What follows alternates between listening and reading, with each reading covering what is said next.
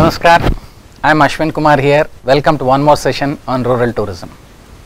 Today we are going to discuss the chapter 5, which is on concept of sustainable and responsible rural tourism. What is it? Let us know. The concept of sustainable and responsible rural tourism, community involvement in rural tourism, partnership in rural tourism development, visitor management, and benefits and challenges in rural tourism. These are the important aspects we will be discussing here. What is it? Let us briefly understand what is sustainable and responsible tourism development. Tourism is one of the largest and most profitable industries in the world. It has a significant impact on the society, including job creation, economic growth, and infrastructural development. Having generated almost US $8 trillion in revenue and approximately 300 million jobs, that is way back in 2014, the tourism industry ranked first among the service sector industries. The global figures for the number of international tourist arrivals in 2016 was 1.24 billion. Of these, 14.5 million international arrivals were recorded in India. The tourism industry in India is highly profitable industry, with the country's foreign exchange earnings alone amounting to US $27.7 billion. The number of domestic tourists who visited is close to $1.6 billion. This is an old data, but still I am sharing it. In the recent years, the government has formulated several policies to promote the sector, having realized its potential impact on the economy. A national tourism policy was conceived in 2002 with this goal in mind. At present, numerous forms of tourism categorized under niche tourism has evolved. One of these is the concept of rural tourism. In its 12th 5-year plan, the Government of India accorded it a priority sector status. So what exactly is rural tourism? What is its relevance in Indian context? What will be its implications on the socio and economic spheres of development? Let us see that. All these things are also coming from thebetterindia.com. The scope of rural tourism in India. What is the scope? Let us know. The soul of India resides in its villages. Even in the 21st century world of technological advancements, India is a country whose economy is governed primarily by rural occupation. 2/3 of its population lives in rural areas. The country is home to more than 6 lakh villages, spanning different regions, each having its own set of customs and heritage. The tourism sector can benefit immensely by highlighting the rich cultural legacy of such areas. India's demographic diversity is supplemented by its geographic diversity. From the frigid snow-capped peaks of Himalayas in the north to the sandy coasts of the southern peninsula, from the verdant hills of the northeast to the scalding desert in the west, the country is home to a large variety of landscapes, even in the absence of proper policy on promoting rich heritage on Indian towns and villages. Curious travelers have thronged to such places to learn more about the local customs and experience the native lifestyles. Rajasthan and Gujarat have been the front runners in this domain. A national nodal agency is required to support Ministry of Tourism in coordinating and evolving strategy and actionable plans and schemes for promotion and development of rural tourism in this country. The nodal agency will assist the ministry in undertaking the following functions: identifying national and global best practice and prepare toolkits for their replication by the states and rural tourism destinations; benchmarking state policies and standards and preparing model policies and minimum standards for rural tourism, including B&B, that is bread and breakfast, farm stays, home stays, etc. Capacity building measures, including setting up of resource centers; toolkits and guidelines for identification of clusters for rural tourism and preparation of development plans for the clusters, which we will be discussing in the next session; facilitating adoption of digital technologies for rural tourism; then formulation of dedicated scheme to support development of rural tourism in the country. All these points which we have discussed right now is the long-term plan, long-term vision. The concept of sustainable and responsible rural tourism. Each state and union territories, don't forget the union territories, very important, and very important aspect is this union territories which we are having it in India have got fantastic landscape and wildlife. Should designate, each state and union territory must also designate a state nodal agency which can assist the State Department of Tourism in its promotion and development of rural tourism. The state nodal agency will assist the State Tourism Department in the implementation of collaboration with the national nodal agency, point number 1. Point number 2, replicating national and global best practices. Point number 3, framing state policies for rural tourism. Point number 4, identification of rural tourism clusters and preparation of development plans for the clusters. Facilitating adoption of digital technologies for rural tourism. And the point number 5, the last one, formulation of state schemes for development of rural tourism. All these aspects are primarily we are going to focus on promoting rural tourism. This promotion of rural tourism schemes will help increasing the lives of the people who are affected in the rural areas. We can increase their income levels. We can change their, alter their lifestyle definitely better. So here, my dear friends, when we are trying to discuss about these schemes across the country, an important aspect that has come in here, we have discussed about cluster rural tourism spots. Typically, a classic example of cluster rural tourism I can say is, earlier only Warangal was being promoted. Warangal, the 1000-pillar temple and the Bhadrakali temple, only that were promoted in Warangal. But today, with the development of the tri-cities, Warangal, Hanmakonda and Kazipet, lot of heritage value sites are there. So that is what we call it as cluster tourism. Not just coming to Warangal and pushing up, but visiting Hanmakonda as well as visiting Kazipet also. That will help us in the long run. This will take us forward. The promotion of rural tourism takes us forward, especially when you are using the concept of cluster tourism. Next, very important aspect, community involvement in rural tourism. How is it done? Let us know. Tourism development in rural regions have generally occurred without the participation of the resident natives. Further, the development of tourism destinations has generally been driven entrepreneurially without an overreaching strategy that considers the local culture, social and environmental impacts. Most of the times it is unorganized. The classic example here I would like to say, I think you are aware of the recent developments in the newspapers about the Joshimath, where the entire land is sinking. With a lot of tourists have flooded that area and the Dev Bhumi. The government, the union government and the respective state government are also taking measures how best to save it. The influx of large number of tourists coming into that place can also hamper the entire prospects for the locals also. That is why what we need an incremental approach to tourism development with proactive roles of the residents, the locals is necessary, who can view it as an essential component to generate economic development in the region. Globalization and the subsequent transformation of the economy from erstwhile industry and manufacturing sector to information and services has altered drastically the work environment, and the rural economy has not been exempt from these effects. So globalization has played a key role, has got a very major positive role. The advent of digital tourism, digital technologies reaching far-flung areas also. Yes, it has got its negative impacts also, but most important thing is the economic development. Rural communities have begun to focus increasingly on tourism to generate growth in the response to failure in attracting a new industry, as well as the decline of the natural resource-based industries. This has been shared with Jenkins and Troughton in 1998. There is a growing evidence that the tourism is being developed in many communities without the participation of the native residents. A very important, significant aspect. You have to collaborate with the local community to develop their own area as a tourist spot.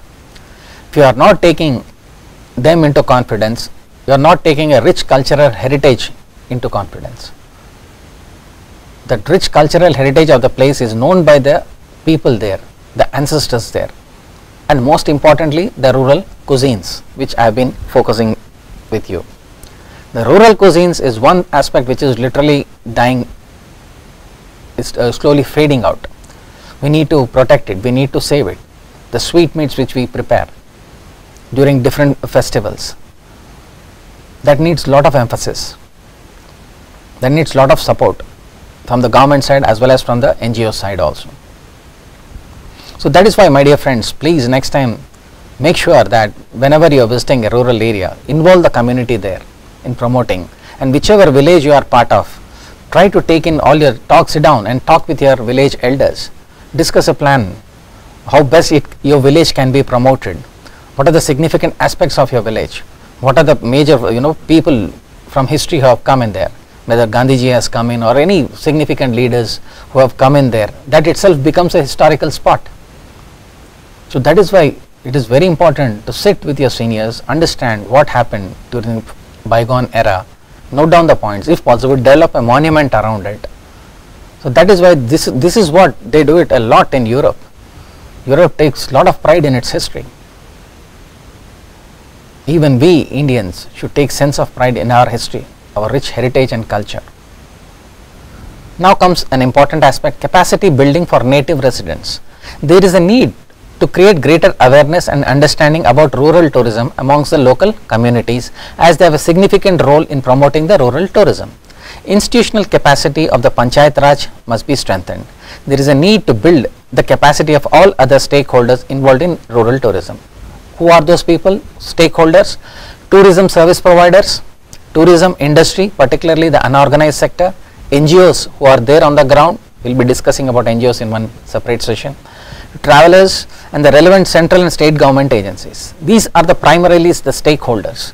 I repeat again, who are the primary stakeholders in promoting rural tourism? Tourism service providers, tourism industry, especially the unorganized sector, NGOs on the ground, travelers, the tourists, domestic and foreign, then relevant central and state government agencies. Here we are just showing the picture of Kalpataru Agro Tourism Center. You can see it in the picture. A lot of family members are sitting there having a nice meal there. So this is also one important aspect here. In order to build the capacity and provide long-term sustenance to rural tourism, capacity building resource center need to be set up at national, state and cluster level. These resource centers will provide a platform for stakeholders to enable knowledge exchange and interaction with practitioners, educational institutes, government agencies and volunteers. These will act as a repository of knowledge for sustainable tourism practices, best practices and experiences. What is the knowledge and how is the knowledge will be adapted to local conditions and converted? How will it be converted? As palatable modules, solution set for the local community and MSME tourism service providers. The medium and small medium enterprises tourism service providers. Medium and small medium enterprises need not just be only into manufacturing industries, especially the bankers who are watching this. We request you to give your support, the financial aid to a lot of young entrepreneurs, the startup companies who would like to start up on rural tourism, the promotion on rural tourism. Contextualize the modules, solution sets for the regional and cluster level adaptation and dissemination, keeping in mind the learning profile of the stakeholders.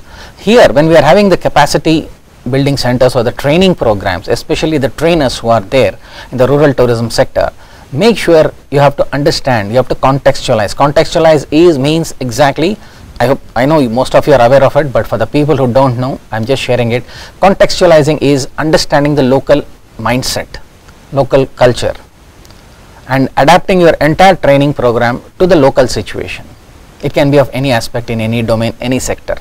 Contextualize is a key word, especially in a country where we say unity in diversity. With so many number of states, so many different lingos, different cultures, different habits. It is very important to contextualize your content, understand it, take the feedback from the seniors. So contextualizing the content, never forget its importance and its lesson plan also. Then the support local community based tourism in its endeavor to make communities resilient in the face of climate changes and other threats. We all know about the climate changes. We all know about the 17 Sustainable Development Goals. The broad aspect of the 17 Sustainable Development Goals forms a key aspect for rural tourism. We have to develop standards towards more responsible and sustainable tourism in the range of the stakeholders. Then capacity building of stakeholders for responsible and sustainable tourism. Demonstrate that collaboration pays more than competition. Pool purchasing and selling power of communities, rural tourism service providers. Very important point.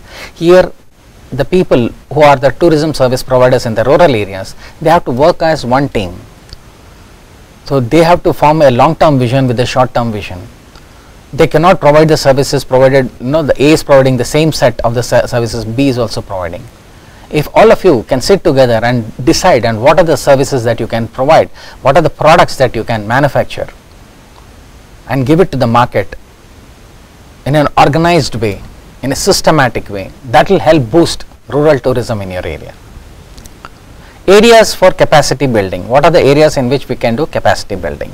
Rural tourism in India takes multiple forms. Rural and small town India has tourism existing in many gaps such as community based tourism, agro-tourism and eco-tourism. Typically these businesses are small and medium sized and fall under unorganized sector. Research shows that these enterprises suffer from multiple issues that obstruct their progress to becoming a successful tourism enterprise. Deep diving into the issues has revealed 7 areas that rural tourism practitioners need assistance. So what are the 7 areas in which the rural tourism practitioners need support? Built heritage and maintenance, hygiene and basic service standards, special experiences and value added services, community participation, environmental impact, destination sustainability, responsible tourism sales and marketing. Very, very important. If you can see from the image, the ladies who are there, how they are, each of them is supporting the other, like in a self-help group. So this self-help group training is very important and crucial, my dear friends, especially people who are going there as a senior trainers there.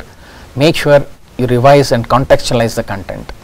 When we are saying hygiene and civic basic standards, what is normal to you is not normal to them. We have to educate them in a way that they would like to receive the information, especially on hygiene and basic service standards. Hygiene is a critical aspect if you want the area to be developed. If you want a lot of foreign tourists to come there, if you want a lot of domestic tourists to come there, hygiene plays a key part. That is why we have this Swachh Bharat scheme that is going on. Let us discuss an activity here. As you can see from the image, you have to interact with your colleague there, discussing about how we can utilize the tool of ICT, that information communication and technology, ICT tools, in creating Swachh Bharat mission. What more can you contribute to the Swachh Bharat mission? How we can make Clean India program successful at the district level, at the cluster level. All these things plays a key role. So I would request you, my dear friends, please understand this particular aspect of Swachh Bharat mission in maintaining the rural areas. Please do an activity with your colleague and your friend. Now, what are the partnership in rural tourism development? Tourism depends almost entirely on skilled and innovative human resources for delivering quality service. Our research found that many small scale tourist operators in rural areas had little or no experience either in hospitality or in small business operation. Hospitality, please don't get confused with the word hospitality. Hospitality is how you greet your customers, how you take care of your customers, how you take care of your guests who come. It has got nothing to do with hospitals. Hospitality is different, hospitals is different. That's why we say hospitals means it comes under health care. Hospitality means everything dealing with customer service, food and beverages, accommodation, everything, receiving the customer, Atidhi Devo Bhava, and sending them back with happy memories. Why? What is the need? What is the program? What is the problem they have found out? Because the research has found out that small scale tourist operators in rural areas had little or no experience either in hospitality or in small business operations. The management of majority of cultural villages has less experience in the industry. Education and training are urgently needed to ensure the delivery of quality service. In planning for tourism training, the characteristics of the local industry must be taken into account. Yes, very important aspect. Small businesses often lack the staffing, flexibility of larger operations. Lack of time is one of the reasons why tourism operators absent themselves from training. There is a need of meeting the educational and training needs for tourist guides. There is a tourist certification program from the Government of India. Rural tourism operators, rural communities, local government authorities and development organizations are essential for successful implementation of rural tourism program. That is the way we are saying it is the successful businesses should have a long-term vision and a short-term vision. They need lot of training. India needs you. Shall I change it? Rural India needs you more.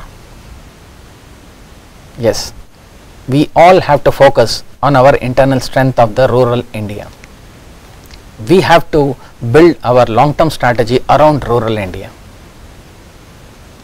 The rural India is strengthened, the entire India is strengthened at the international level.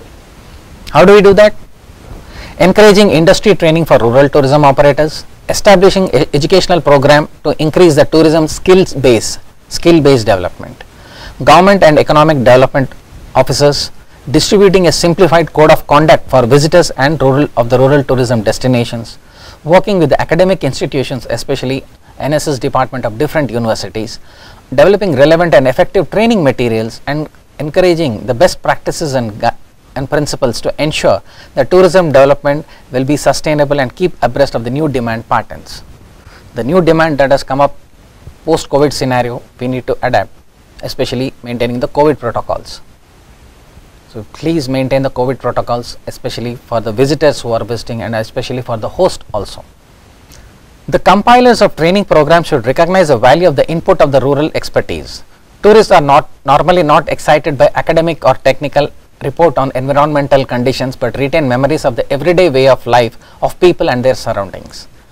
Tourists are in search of enlightening experiences rather than being semi-formally taught while on vacation. Formal training courses for tourist guides often lack the informal touch that triggers people's imagination. Local inhabitants are in a unique position to convey this and often constitute better guides than those from the outside. Rural communities can seize this opportunity to enhance the local impact of rural tourism. Very, very important aspect here. Empower the locals who are in the local area, giving them the basic training of as a tourist guide. A standard tourist guide should know the global language English. Simple, I am not saying fluent, at least which you can communicate. That is what we say, communicative English. Second important example, MS Office, internet, most of the people are using mobile phones. You should be able to read a mail and receive a mail and send a mail, draft it properly. Then simple skills as customer service, hospitality, how to receive the guest, how to host them, what is the action plan flow chart that you have, right from receiving the guest to sending him back or sending that particular family back. So all these things plays a crucial role. Before embarking on the creation of tourism development plan, community members should also consider development mechanisms for ensuring all the voices in the community are heard and as many stakeholders develop the capacity to decision making process, involve the community in the decision making process. Our analysis uncovered resident apathy and feelings of disempowerment as many respondents did not feel either to have their concerns aid or to influence the power structures in their community.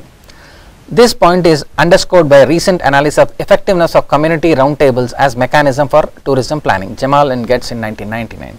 So what this Jamal and Getz are saying that is, whenever you are designing a particular capacity building program, training program in the rural areas, is involve the local communities. Once you have designed the training program, treat it as a draft policy. Under the draft policy, try to simulate it, involve the local community members, conduct a simulated training program and take the feedback from them. And what is the thumb rule of the feedback? Feedback should be taken, never debated. So it is very important, you should take the feedback on the simulation program. Once it is approved, make the necessary changes, then implement it on a larger scale. Now, how do we build trust and ownership? As capacity is encouraged and more community members feel able to take a meaningful part in the decision making process in the community, mutual trust will develop between the various parties. Leakey and Dersham argue that the process is a pedagogy by suggesting that the knowledge and the skills of community members is increased as they become more involved in community activities. What is a collaborative process? Community based tourism. We are saying agriculture, heritage, environmental landscape, then private stakeholders, then these are the common things which are there, then public subjects, extra local networks, then the rural tourism market. Everything is integrated. Here we are saying integration of a place based on the common pool resources, then commitment of the players, then coordination and networking. This is the entire thing which we are focusing on, responsible tourism, rural tourism. Now let us see an example at Chukimane. The Chukimane is a rural tourism enterprise. It is sustainable conservation initiative encompassing experiential, responsible and rural tourism. Chukimane is located just few minutes away from river Kaveri, showcasing the gift of nature. The location where Chukimane is located was a barren wasteland about a half a decade ago, but now it has been transformed into lush green, eco-friendly holiday stay in and gives its visitors first-hand knowledge about rural living, organic farming, along with bullock cart rides and many other activities, giving visitors the experience of true rural living. You can see from the picture below. Chukyamani provides the rural way of living and conservation of nature, which is need of the hour. Here, the experience of how food is grown organically with zero pesticides is a great example. That's what we were discussing here, organic farming, about vermicomposting. First-hand practical experience is imparted to the visitors on how paddy is sown and reaped, depending on the time of the visit. As I said, there are two seasons, Kharif and Rabi. So you have to decide which season to go and what are the crops they produce, and other seasonal crops where visitors can participate. Visitors can participate, sowing of the land, understanding the entire season, and make sure, as I said, please visit the local market yard to get a 360-degree observation about your experience. Now, visitor management, very important, my dear friends. Please take time to understand what I am trying to share here. Visitor management is done in a simple information here. Products and services. Under the product and services, parallel thing is tourism destination benefits and community benefits. Under product and services, the first aspect is information, linking protected area to the region. The second one is education, development of concepts, storylines, themes and trails. Interpretation of the routes, information system, signposting, very important to post the signpost marks, providing information about local communities, their culture, typically put it on the boards. Then environmental education and training for community, schools and local colleges. Marketing promotion, conservation of local culture, marketing and promotion of destination protected area if it is a reserved area. Then concept and product development. The concept can be anything, especially about sweet meats, local cuisines, the products which they manufacture in the local areas. Then promotion of local products and services. Then comes merchandising, food and beverage, outlet for regional produce, conservation of traditional handicrafts, promotion of organic agriculture, local enterprise for catering. Then activities and experience, create activities and experience with local providers and community, local people to work as guides, cultural system, support system, animators, events based on local culture, whichever festival, traditional festival, local festival is going on, build an event around it, theme based event around it, and share it with your visitors. Activities and experience, again we have said, surveillance and safety, local employment, increase overall safety and medical care. Most important thing is medical care and safety aspects. People should, the people who are visitors, foreign tourists and domestic tourists have complained a lot of thefts in our Indian area. If we start stealing their valuables, do you think they will come back again? Do you think when you have visited one particular place for tourist area and you had a bad experience there, your valuables have been lost? It can be anything. It can be a phone, bag, purse, money, laptop, anything. Do you think will you come back there? Think about it. We cannot afford to have these kind of activities, these kind of malpractices there. The entire community has to come as one. We have to see that tourist who is coming is our provider. He is an income generator for us. Local employment surveillance, increase in overall safety levels, safety very important, install as many CCTVs as possible, and please have one ambulance in the cluster tourism areas and trained person in CPR. Reduce illegal activities, cooperation with the local police, inform tourists about the health hazards, health risk, improvement and maintenance of roads and rails. Health hazards is very important, as I said in one of my earlier videos also. Most important aspect which you have to tell your particular tourist who is coming there is especially the concept of mosquitoes or the snake bites. All these things, the prevention mechanism, is it there or not? You have to prepare it. And especially the entire area in the rural areas, especially the food aspect, the water aspect also is very important. The immunity level of the tourists might be different from the locals. So understand the immunity levels too. Then comes the infrastructure aspect, hiring local enterprises for construction and maintenance, contribution to the tourist potential of area, contribution to conservation of natural heritage of communities, and PA, public address system, local facilities, education, community centers. Public address system is very important in having the mic system everywhere and sharing the information that so and so tourists have come in there. So the people are prepared. You cannot go individually and prepare it, but at least right now with the technology coming in, if you have an entire village as one WhatsApp group, we can share so and so tourists have come in. Please be prepared in your respective homes, in your respective schools or colleges or in your farm areas. Now I have got a fantastic video for you to share, that is come Crackerdonna. Please visit it. Very, very entertaining. How a young couple pioneered natural farming in Mysuru. That is the twin cities Bangalore and Mysuru. How they came years back. Please watch this video. This video is for 8 minutes. Thank you very much. Jai Hind.